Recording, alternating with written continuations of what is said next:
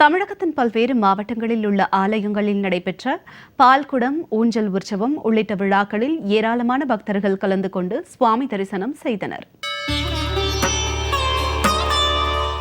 மதுரை மாவட்டம் மேலூரை அடுத்து தெற்குப்பட்டியில் உள்ள உதிரகாளியம்மன் கோவிலின் 77ஆம் ஆண்டு பங்குனி உற்சவ விழா கடந்த 15 நாட்களுக்கு முன் காப்பு கட்டுதலுடன் தொடங்கியது. இதையொட்டி முக்கிய நாளான இன்று ஏராளமான பக்தர்கள் பால்குடம், அக்னிச்செட்டி மற்றும் அலகுகள் குத்தி ஊர்வலமாக சென்று நேர்த்திக்கடன் செலுத்தினர். விழாவையொட்டி சுற்றுவட்டார பகுதிகளைச் சேர்ந்த ஏராளமானோர் சுவாமி தரிசனம் செய்தனர்.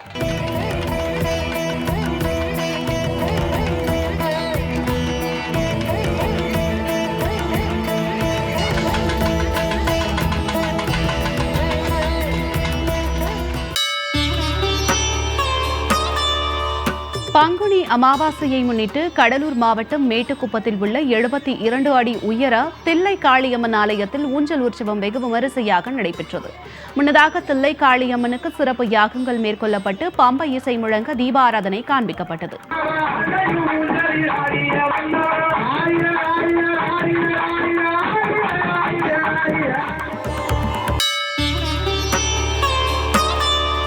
நாகை மாவட்டம் நாகூர் பகுதியில் உள்ள திரௌபதியம்மன் கோவிலில் தீமிதி திருவிழா வெகு விமரிசையாக நடைபெற்றது. தொடர்ந்து வேண்டுதலை நிறைவேற்ற சாட்டையால் அடி வாங்கி நூதன வழிபாட்டில் ஈடுபட்டனர். இந்நிகழ்ச்சியில் நூற்றுக்கணக்கான பக்தர்கள் பங்கேற்று சுவாமி தரிசனம் செய்தனர்.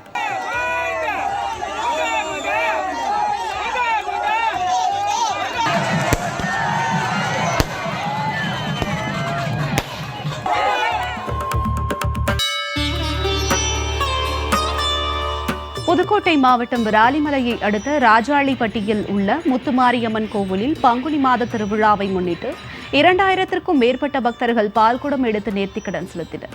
மேலும் கரும்பு தொட்டில் அக்னிச்சட்டி எடுத்தும் பக்தர்கள் நேர்த்திக்கடன் செலுத்தி சுவாமி தரிசனம் செய்தனர்.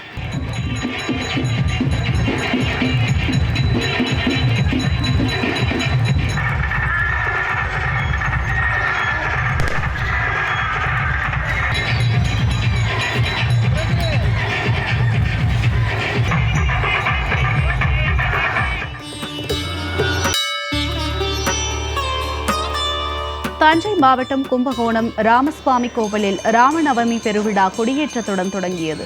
இதையொட்டி சீதா, ராமர், லட்சுமணன், ஆஞ்சநேயர் சிறப்பலங்காரத்தில் பக்தர்களுக்கு காட்சியளித்தார். நிகழ்ச்சியில் திரளான பக்தர்கள் கலந்து கொண்டு சுவாமி தரிசனம் செய்தனர். விழாவின் முக்கிய நிகழ்வான திருத்தேரோட்டம் வரும் 17ஆம் தேதி நடைபெறவுள்ளது.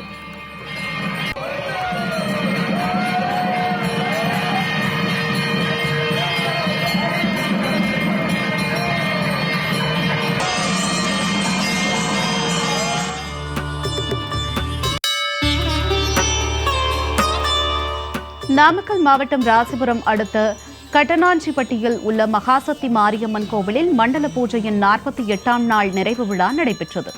இதையொட்டி கணபதி ஹோமம் உள்ளிட்ட யாக வேள்விகள் நடத்தி அபிஷேகம் செய்யப்பட்டன. இவ்விழாவில் சுற்றுவட்டார பகுதிகளைச் சேர்ந்த ஏராளமான பக்தர்கள் கலந்து கொண்டு சுவாமி தரிசனம் செய்தனர்.